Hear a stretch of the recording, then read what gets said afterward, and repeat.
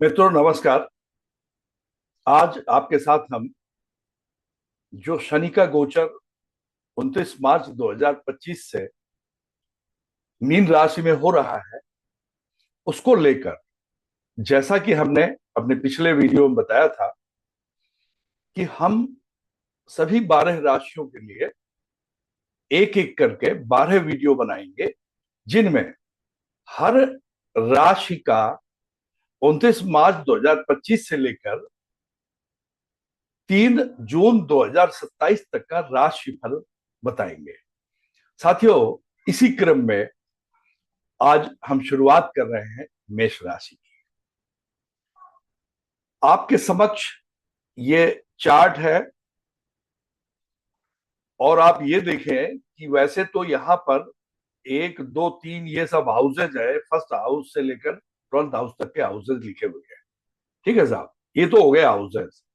अब राशि कौन सी है? चंद्र राशि। चंद्रमा कहां पर है आप देखिए, यहां पर टॉप मोस्ट खाने पे, और नंबर 1 क्या नीचे लिखी है? 1, यानी ये मेष राशि। यानी जिन जातकों की मेष राशि है, यानी जिनकी कुंडली में मेष राशि में चंद्रमा बैठा है, यह राशिफल आज का उनके लिए है। इस प्रकार से 1 से लेकर के हमने 12 तक के भाव यहां पर इंडिकेट कर दिए हैं। 29 मार्च 2025 को रात्रि 9 बजकर लगभग लगभग 9:45 में वो मीन राशि में शनि देव प्रवेश करने जा रहे हैं। यहां हमने मीन राशि, ये 12वां संख्या मीन राशि को रिप्रेजेंट करता है। यहां शनिदेव 29 मार्च को रात को प्रवेश कर रहे हैं और ये यहां पर रहेंगे 3 जून 2027 तक। यानी जो आज का राशिफल आपका होगा साथियों, वो लगभग 2.25 वर्ष का होने वाला है।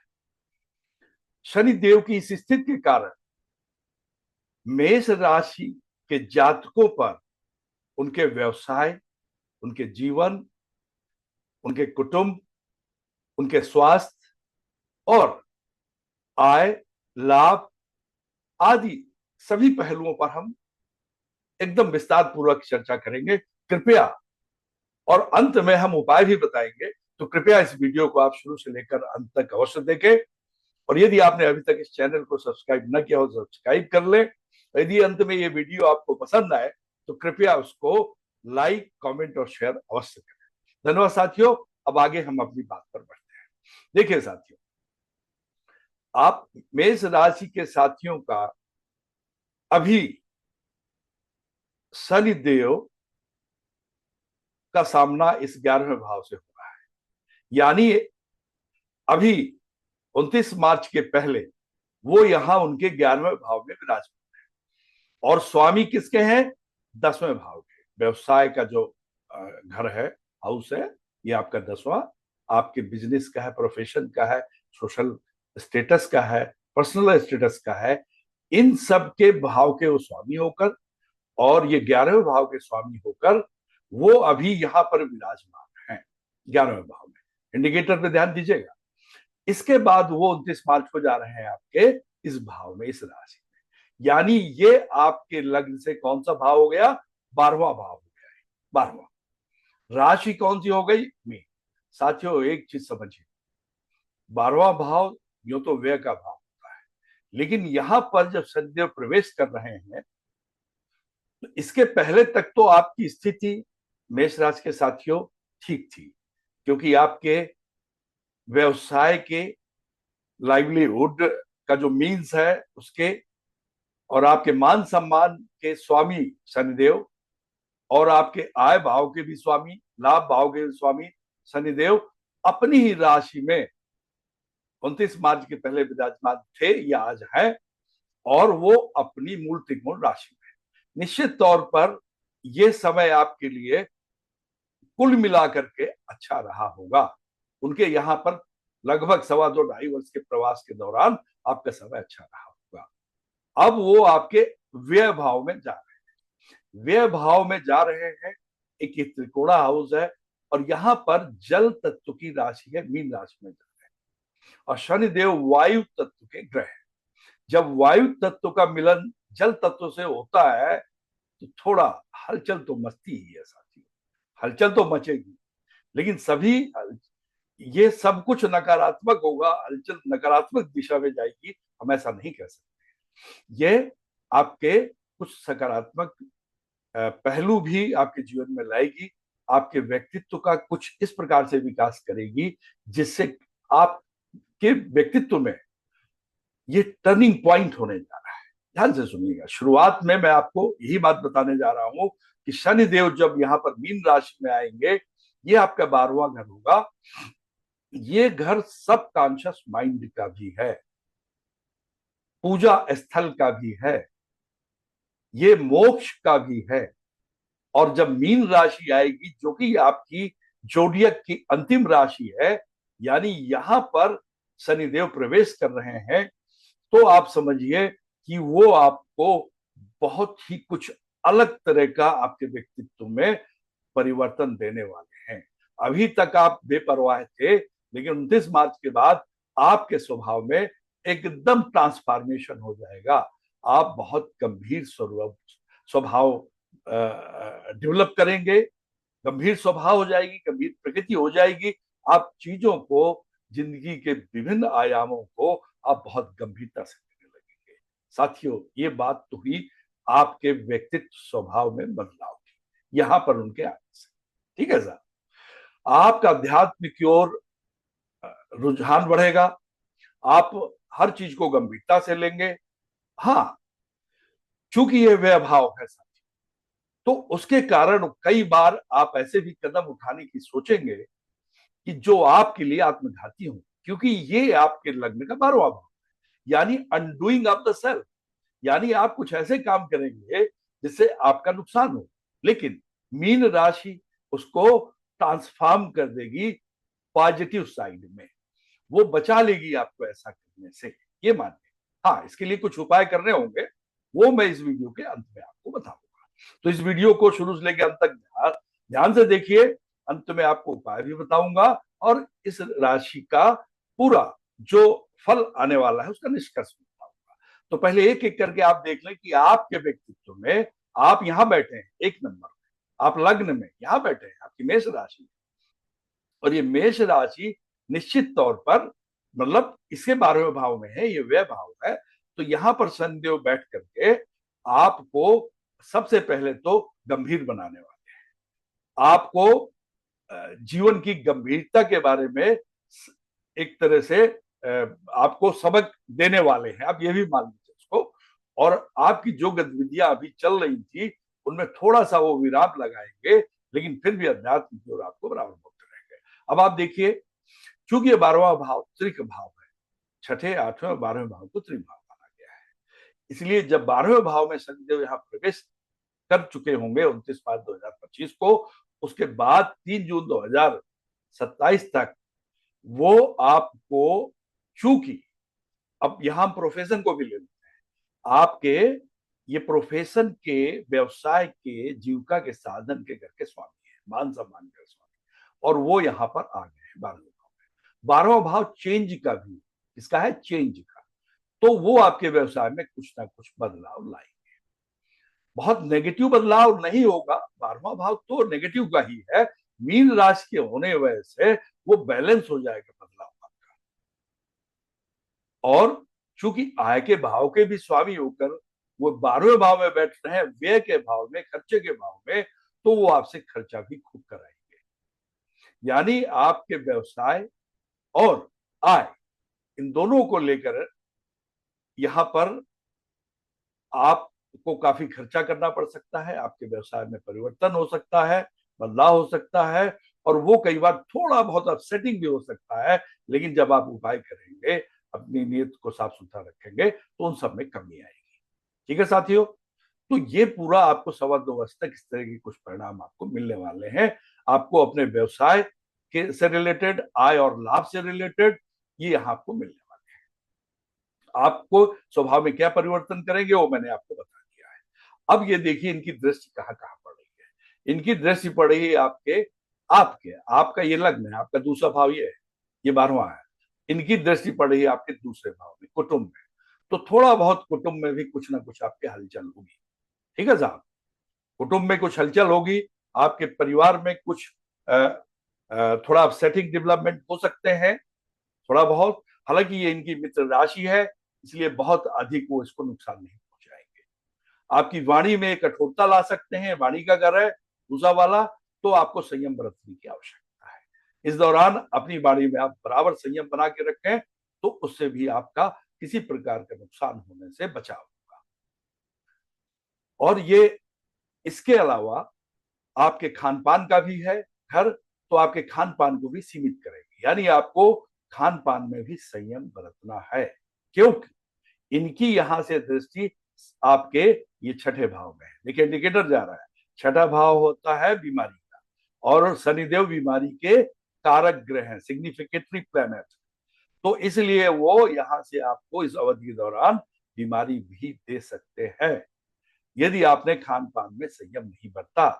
इसलिए चूंकि खान पान के घर में भी उनकी दृष्टि है, बीमारी में भी है, यदि आपने सावधानी बरती तो आप इस तरह की किसी प्रकार की बीमारी से इस अवधि में बच जाएंगे। सामने ये छठा घर आपका मुकदमे का भी है, शत्रुओं का भी है। तो इस दौरान चूंकि बाई नेचर मैलिफिक होते हैं शनिदेव, तो आपके शत्रुओं की संख्या में वृद्धि कर सकते हैं। कुछ ये गुप्त एनिमी का हाउस है जहां वो बैठे हैं, तो आपके कुछ खुलकर शत्रु आपके सामने आएंगे, कुछ हिडन एनिमीज होंगे जो आपका नुकसान आपका पीठ पीछे करना चाहेंगे। इसलिए आपको अपने कार्य क्षेत्र में, चूंकि व्यवसाय के मालिक हो गए वहां बैठे हैं, आपको ये सेवा का भी भाव है, ये सेवा का भाव है छठा भाव, इसलिए आपको बहुत ही सावधान रहने की आवश्यकता है साथियों। ठीक है साहब। और कोई मुकदमा भी इस दौरान हो सकता है कि किसी प्रकार का मुकदमा उभर कर सामने आ सकता है, या ऐसा भी है चूंकि वो आय भाव के स्वामी होकर के 12वें में बैठे हैं, यहां दृष्टि डाल रहे हैं और मीन राशि में बैठे हैं, तो किसी मुकदमे का निपटान भी आपका हो सकता है इस अवधि में। कोई पुराना मुकदमा चल रहा हो तो उसके निपटान होने के भी अवसर या योग बन रहे हैं। अब चूंकि उनकी दृष्टि यहां से आप देखिए, ये उनकी 10वीं दृष्टि यहाँ आपके नवम भाव में है। ये नवम भाव आपके धर्म कर्म का भाव है, भाग्य का भाव है, और लंबी धार्मिक यात्राओं का भी भाव है।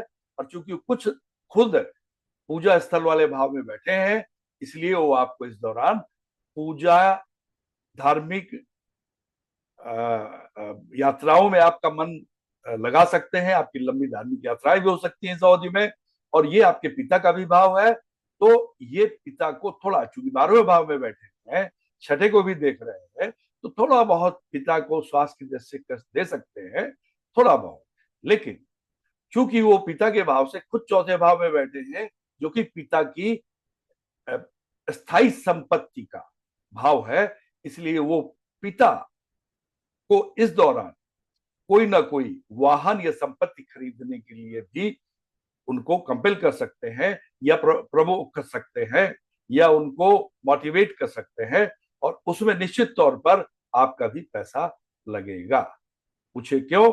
क्योंकि वो, उनकी नजर आपकी जमा पूंजी में है, शनिदेव की यहाँ पर जमा पूंजी में नजर होने से, जमा पूंजी के भाव पे नजर होने से वो आपके बैंक बैलेंस को खाली भी करवाएंगे। तो वो बैंक बैलेंस आपका अपना स्वयं का भी निवेश हो सकता है, या पिता के लिए कोई संपत्ति या वाहन खरीदने के योग में भी आपकी संपत्ति लग सकती है। और इस प्रकार से आपके भाग्य में तो वृद्धि होगी, भाग्य में, क्योंकि भाग्य भाव को देख रहे हैं, धार्मिक यात्राओं में, लंबी यात्राओं में वृद्धि होगी। कोई विदेश यात्रा भी आपकी हो सकती है, क्योंकि 9वां और 12वां दोनों भाव इन्वॉल्व है, इसलिए आपकी कोई विदेश यात्रा भी हो सकती है। तो साथियों, इस प्रकार से आपके व्यवसाय, आपके आय, आपके स्वयं के स्वभाव, व्यक्तित्व को लेकर, आपकी वाणी, आपके खान पान, और आपके कुटुंब को लेकर, और आपके इधर बीमारी को लेकर के, और आपके भाग्य भाव और पिता के भाव को लेकर के अभी तक हमने फल बताए हैं। अब आप देखिए तीसरे भाव में आए। तीसरा भाव आपके पराक्रम का भाव होता है ना, आपके छोटे भाई बहनों का भाव होता है। पराक्रम से आप अगर गिनेंगे तो शनिदेव कहाँ बैठे? 7, 8, 9, 10, 10वें भाव में बैठे, यानी आपके कर्म क्षेत्र में एक तरह से बैठे हुए हैं। यहां से आपके पराक्रम के भाव से, तो आप कर्म क्षेत्र में आपके पराक्रम के भाव में वृद्धि होगी। आप हार्ड लेबर करेंगे, और उसका फल भी आपको मिलेगा, क्योंकि शनिदेव हमें कर्म फलदाता है, वो हमेशा फल देते हैं। लेकिन छोटे भाई बहनों का ये भाव है, यहाँ से 10वें भाव में है, या और वो मीन राशि में बैठे हैं, तो आपके छोटे भाई बहनों के व्यवसाय में बहुत अच्छी प्रगति इस दौरान होने वाली है। उनकी पदोन्नति होगी या उनके व्यवसाय में बहुत ही सकारात्मक परिवर्तन होगा। ठीक है साथियों, अब आप आ जाइए यहाँ पर चौथे भाव में। चौथा भाव ये आपके माता जी का भाव है, आपके सुख का भाव है, आपके वाहन का भाव है, आपकी संपत्ति का भाव है। यहां से वो आपके 9वें स्थान पे बैठे हैं, यानी भाग्य का स्थान है। यानी आपकी माता जी को लेकर के निश्चित रहने की जरूरत है, उनके 9वें भाव में है, तो माता जी का धर्म कर्म में मन रहेगा, और इस प्रकार से उनके भाग्य में भी वृद्धि होगी और आपके सुख चैन में भी वृद्धि होगी। आप द्वारा वाहन और संपत्ति को, कोई जमीन मकान आदि खरीदने का भी इस दौरान आपका योग बन रहा है। अब आ जाइए आप 5वें भाव में, ये आपके पुत्र का भाव है।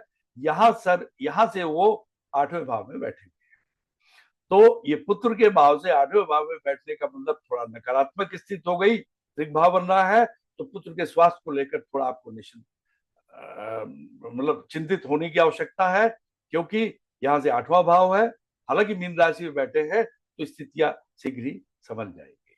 5वां भाव आपके शेयर में निवेश करने का भी है, और चूंकि वो आपके निवेश के भाव में बैठे हैं और बैंक बैलेंस में उनकी नजर है, और वो यहाँ से आपको आपको क्या करेंगे, यहां से आपकी, चूंकि आप अगर निवेश करते हैं शेयर मार्केट वगैरह में, चूंकि ये 5 से 8वां भाव बन रहा है, तो भी आपको शेयर से लाभ होने की पूरी संभावना बन रही है। स्टॉक मार्केट में भी आप निवेश करेंगे तो इस दौरान 2.25 वर्षों के दौरान आपकी स्थिति अच्छी होने वाली है। छठे के बारे में हम पहले ही बता चुके हैं।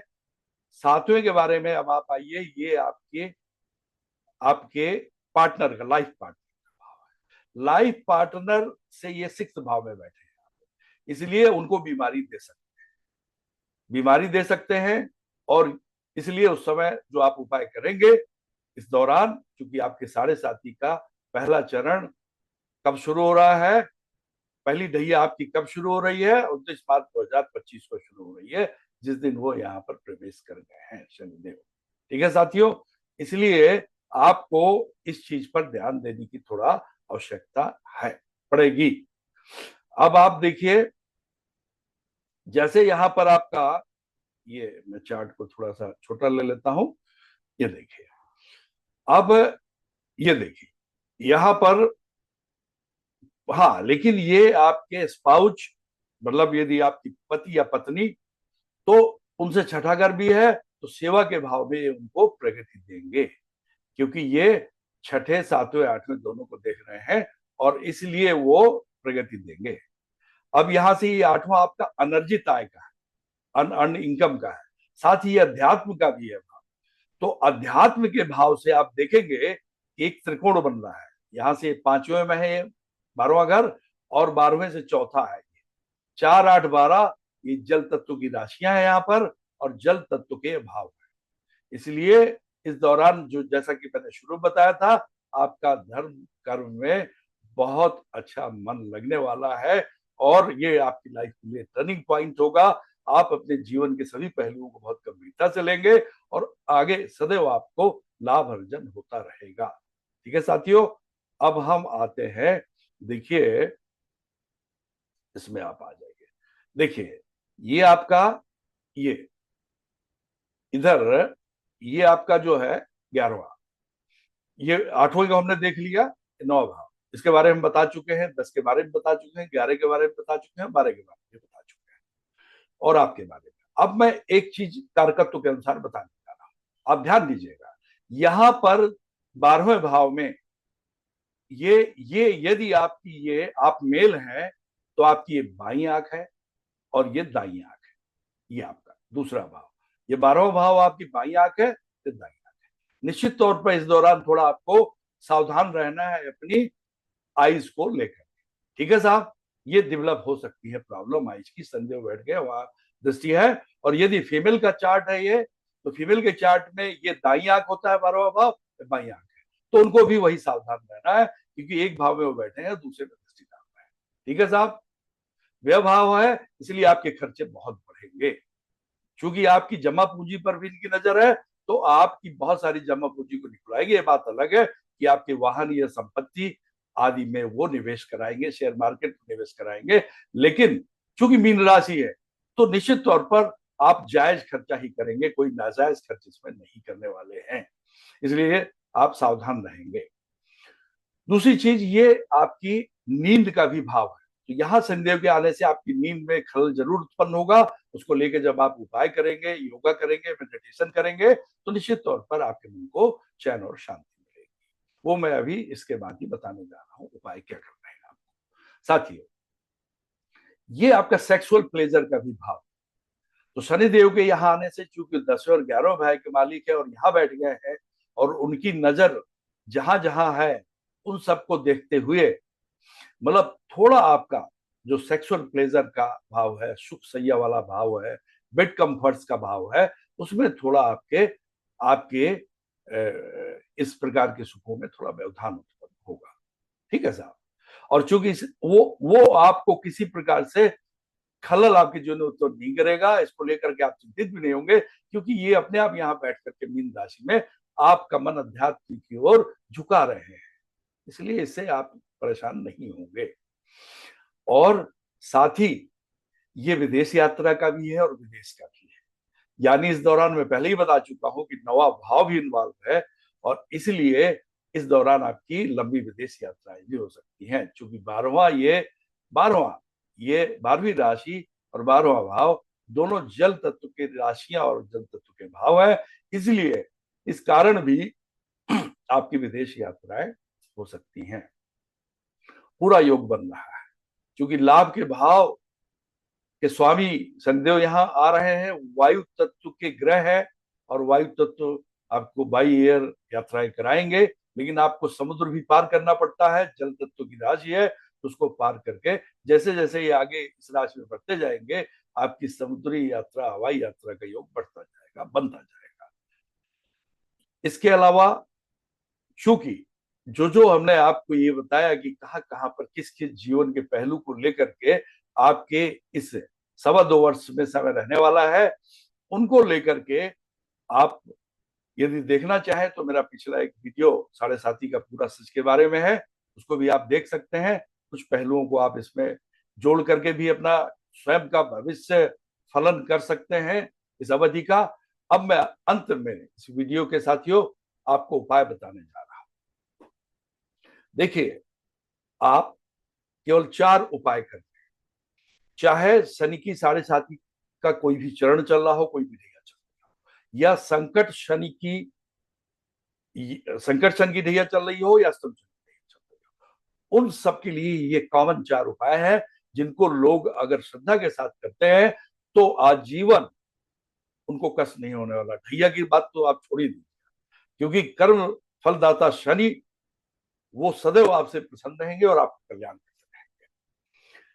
आप क्या करेंगे कि 29 मार्च के बाद से 30 मार्च से प्रत्येक दिन स्नान आदि करने के बाद ओम शन शनश्चराय नमः की 1 माला प्रतिदिन, और यदि सुबह ना कर सके तो शाम को आप सूर्यास्त के बाद भी, कार्यालय से आने के बाद स्नान आदि करके आप, या हाथ पैर धोके भी स्नान नहीं कर पा रहे हैं, आप ओम शन शनश्चराय नमः की 1 माला करें पूरी, और प्रतिदिन करें 108 बार उसका जाप। 1 माला में 108 बार होता है, और आपकी कुंडली में आप जानते हैं 108 नक्षत्र होते हैं, उसका अपना वैज्ञानिक महत्व है, एस्ट्रोलॉजिकल सिग्निफिकेंस है। तो आप 108 बार उसको प्रतिदिन करें, और आपकी ढैया शुरू हो गई है मेष राशि के साथियों, यानी शुरू हो रही है 29 मार्च 2025 को, और इसलिए आप 30 मार्च से ही शुरू कर दें। प्रतिदिन आप ओम शन शनश्चराय नमः का जाप करना 108 बार, यानी 1 माला। नंबर 2, आप प्रतिदिन हनुमान चालीसा का पाठ कर लें, प्रतिदिन कर लें, शुरू कर दें 30 मार्च से। और आप मंगलवार और शनिवार को, यदि आप शनि मंदिर में, अक्सर शनि मंदिर में हनुमान जी का भी स्टैच्यू होता है, मूर्ति, उनकी प्रतिमा होती है, आप वहां जाकर के हनुमान चालीसा का पाठ करें। 7 बार करेंगे तो अति उपयोगी होगा। 7 बार न कर सके हनुमान चालीसा का, मंगलवार और शनिवार के लिए मैंने 7 बार कहा, तो एक बार तो अवश्य कर ले वहां जाके, और न कर पाए तो घर में तो इसको जारी रखें। 2, तीसरा, आप सरसों के तेल की लगी हुई रोटी काले कुत्ते, कौवे और गाय को शनिवार के दिन खिला दें। इससे भी शनिदेव प्रसन्न होते हैं। ये कार्मिक प्लेनेट है, पूर्व जन्म का हिसाब किताब आपके रखते हैं। पूर्व जन्म में, इस जन्म में जो भी आपसे जाने जाने में पाप हुए हैं, उनका वो हिसाब किताब इस जन्म में करते हैं।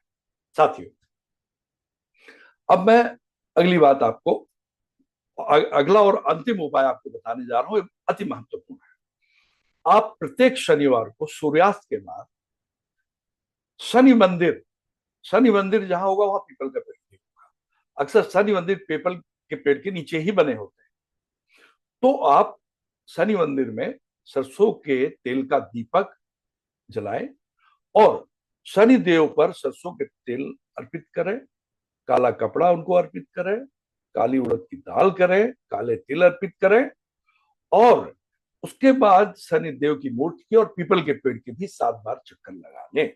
लगाने के बाद आप वहां पर यह प्रार्थना अवश्य करें कि हे शनि देव, जो पूर्व जन्म में और इस जन्म में मुझसे जाने और अनजाने में जो भी पाप कर्म हो गए हैं, उनके लिए कृपया मुझे क्षमा करें। इतना अवश्य कहें, ये बहुत आवश्यक है, श्रद्धा के साथ कहें और फिर साष्टांग दंडवत करें। करने के बाद आप अपने घर वापस आ जाए। साहब, इस प्रकार से 4 उपाय है, आप नियमित रूप से कर लें। शनिदेव आपकी केवल ढैया में नहीं, क्योंकि मेष राशि के साथियों आपकी ये पहली ढैया की शुरुआत है, यानी 29 मार्च 2025 को आपकी पहली ढैया शुरू हो गई और ये 3 जून 2027 तक रहेगी। 3 जून 2027 के बाद यानी 4 जून को शनिदेव आपके खुद आपकी राशि में आ गए, यानी मेष राशि में आ गए। फिर वो 2.5 या 2.5 साल रहेंगे। उसके बाद फिर वो 2030 में वो आपके अगली राशि में प्रवेश करेंगे, वहां वो रहेंगे 2032 तक। यानी आपको करीब 1 जून 2032 के बाद फिर वो जाएंगे अगले में, तो आपको उसके पहले मुक्ति नहीं मिलने वाली है।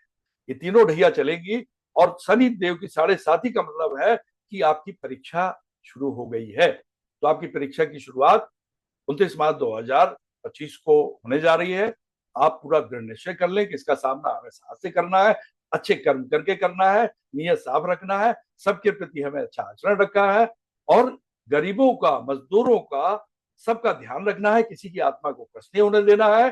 जितना अधिक से अधिक हो सके आप जो बेचारे गरीब लोग हैं, निसहाय लोग हैं, उनके लिए मदद करें और गुप्त दान करें। अपना नाम बताने की आवश्यकता नहीं, जितना अधिक से अधिक गुप्त दान करेंगे, गुप्त सहायता करेंगे, वो आपके लिए ज्यादा लाभकारी होगा और ऐसे परिणाम आपको मिलने वाले हैं कि आप टर्निंग पॉइंट होने वाले हैं पूरी लाइफ। चैलेंजेस रहेंगे, चुनौतियां हैं, क्योंकि आपका लोहे का पाया निकल के आया है। इसलिए मैंने कहा था कि वीडियो को आप शुरू से अंत तक देखेंगे तो आपको पूरा एक कंप्लीट पिक्चर आपको अपनी राशिफल के बारे में ये लगभग 2.25 वर्ष का मिल जाएगा। तो साथियों, मेरा कहने का तात्पर्य है कि आप इसे उपाय करें और ये फलन होने वाला है, ये मैं आपको बता चुका हूं, और इसलिए जो है आप निश्चिंत होकर के आगे बढ़ें। और मैं अब आपसे साथियों विदा लेना चाहता हूं कि हम लोग फिर, मैं अगले वीडियो में अगली राशि के फलन को लेकर के पुनः उपस्थित होऊंगा। तब तक के लिए मैं आपसे विदा लेता हूं। साथियों नमस्कार।